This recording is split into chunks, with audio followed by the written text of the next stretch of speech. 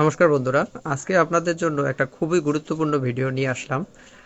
সেটা হলো জন্ম নিয়ন্ত্রণের জন্য আমরা নর্মালি এই ওরাল পিল, কন্ডম বা আরও অনেকগুলো পদ্ধতি অবলম্বন করি, যা আমাদের শরীরের জন্য ক্ষতিকর।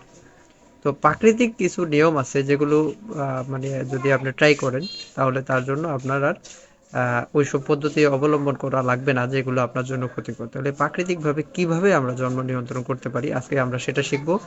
এবং যারা নাকি সদ্য বিবাহিত বাচ্চা নিতে চাচ্ছেন, কিন্তু মানে কোন দিনগুলোতে আপনার ফিজিক্যাল রিলেশন করলে আপনার বাচ্চা আসবে, সেই নির্দিষ্ট দিনগুলো আমরা বলে দেব আজকে। এবং আহ, কিছু কিছু দিন আছে, যে দিনগুলো হলো সেফ জোন, যে দিন আপনি রিলেশন করলেও আপনার বাচ্চা হবে না। তো আমরা এই সম্পর্কে আজকে বিস্তারিত আলোচনা করব। তো আমরা ভিডিওটা সবাই সম্পূর্ণটা দেখি, দেখলে হয়তো আমরা পুরোপুরি বুঝতে পারবো এবং বিষয়টা আমাদের কাছে খুবই সহজ হয়ে যাবে। তো জন্ম নিয়ন্ত্রণের বিষয়টা জানার আগে আমাদের একটা ছোট্ট বিষয় জানা লাগবে, যেটা জানলে আমাদের জন্য খুব সহজ হবে। সেটা হলো যে ধরেন আমি একটা ছোট্ট ছবি আঁকি, আমরা আগে ছবিটা দেখি। ছবি আঁকাতে তেমন ভালো না, তারপর চেষ্টা করছি আর কি আপনাদের বুঝিয়ে দেওয়ার জন্য। এটা হলো, ধরেন এই যে একটা গোল দেখতেছি, এই একটা গোল দেখতেছি, এই দুইটা হলো ওভারি। মেয়েদের মূলত দুইটা ওভারি থাকে। হ্যাঁ, দুই পাশে দুইটা ওভারি থাকে এবং প্রতি মাসে এই ওভারি থেকে ওভাম নিঃসরণ হয়। এবং এই ওভাম নিঃসরণ কইরা এই যে এইটারে বলে ফ্যালোপিয়ান টিউব, এই ফ্যালোপিয়ান টিউবে আসা ওভাম অপেক্ষা করে স্পামের জন্য। যখন আমরা এই রিলেশন তৈরি করি, তখন এই এই স্পাম আইসা এই ওভারির সাথে মিলিত হয়, তখন ফার্টিলাইজেশন হয়, জাইগোট ফর্ম হয় এবং এভাবে বাচ্চা কনসিভ করে।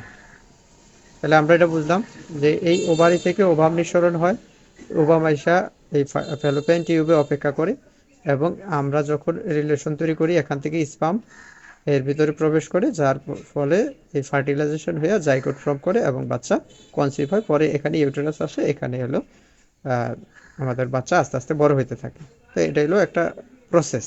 হ্যাঁ, এই প্রসেসেই মূলত বাচ্চা কনসিভ হয়। তাহলে আমরা ধরি, আহ, যে ধরেন আমি একটা কাগজে লিখে রাখছি, যে ধরেন আপনার আহ, একটা আপনি ক্যালেন্ডার নিলেন বা এইভাবে আপনি লেখা নিলেন 1 থেকে আমরা 28 পর্যন্ত লিখছি। কেন 28 পর্যন্ত লিখছি? যে আমাদের প্রতি মাস কিন্তু 30 দিনে হয় না, কোনোটা 31, কোনোটা 29, 28 এরকম দিনে হয়। তাই আমরা গড়ে এই একটা মাসের আমরা 28 দিন ধরে নিয়েছি। তো 28 দিনের ভিতরে ধরেন আপনার 1 তারিখে কারো কনসেপ্ট হলো। হ্যাঁ, সরি, 1 তারিখে কারো পিরিয়ড হইলো। 1 তারিখে পিরিয়ড হইলো, 1 তারিখ থেকে 14 তারিখ, এই যে 14 তারিখ, হ্যাঁ, এই 14তম দিনে তার এই ওভারি থেকে ওভাম নিঃসরণ হবে। ব্যাপারটা বুঝা নেই। 1 তারিখে যদি কারো পিরিয়ড হয়, তার থেকে আমরা 14 দিন গুনবো। 14 দিন হলো এই 14 তারিখে তার হইলো ওভাম নিঃসরণ হইল। হ্যাঁ, এখন আপনার এই যে ধরেন আপনার 1 তারিখে এই ইয়াটা শুরু হইলো, পিরিয়ড শুরু হইলো। 1 তারিখ থেকে কারো 3 দিন, কারো 5 দিন, কারো 7 দিন ব্লিডিং হয়।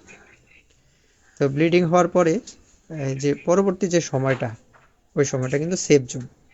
এখন আমরা যে এই 14তম দিন, হ্যাঁ, এখন যাদের এই যে আমাদের যে স্পাম, এই স্পাম কিন্তু আপনার বেশ 2-3 দিন বেঁচে থাকতে পারে।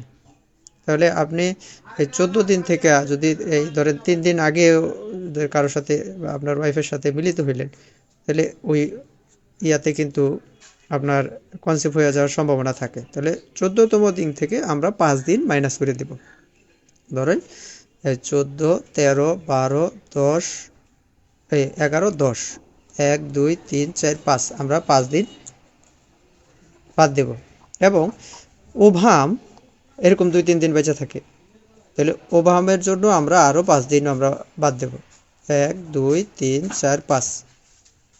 তাহলে এই যে 10 থেকে 18, 10 থেকে 18 যে মাঝখানের দিন, এই দিনগুলো হলো আপনার জন্য খুবই গুরুত্বপূর্ণ দিন। যারা নাকি এই বাচ্চা নিতে চাচ্ছেন তাদের জন্য এই 10 থেকে 18তম দিন পর্যন্ত হলো খুবই গুরুত্বপূর্ণ দিন। এই দিনগুলোতে যদি আপনি ফিজিক্যাল রিলেশন করেন, আপনার বাচ্চা কনসিভ করবে। আর বাকি যে 1 থেকে এই যে 9, 19 থেকে যে 28, এই দিনগুলো হলো আপনার সেফ জোন। এই সেফ জোনে যদি আপনি কারোর সাথে রিলেশন তৈরি করেন, আপনার বাচ্চা কনসিভ হবে না। তাহলে আমরা যদি যারা জন্ম নিয়ন্ত্রণ করতে চাই, তারা যদি এই মাত্র এই দিনগুলা, এই যে 10 থেকে 18, এই দিনগুলা যদি আমরা এই মাইনাস করি, বাদ দিই, রিলেশন তৈরি না করি, আর বাকি যে 1 থেকে এখানে এলো 9, 19 থেকে 28, এই দিনগুলো যদি আমরা রিলেশন তৈরি করি, তাহলে কিন্তু আমাদের কোনো ঔষধ খাওয়া লাগবে না, কোনো ধরনের পিল খাওয়া লাগবে না, কন্ডোম ইউজ করা লাগবে না, বা অন্য কিছুর দরকার নেই। এখন আমি 1 তারিখে পিরিয়ড দেখাইছি, যদি 1 তারিখে পিরিয়ড না হইয়া ধরে আমরা 9 তারিখে হইলো, কথার কথা, তাহলে 9 তারিখ থেকে আমরা 14তম দিন গুনবো।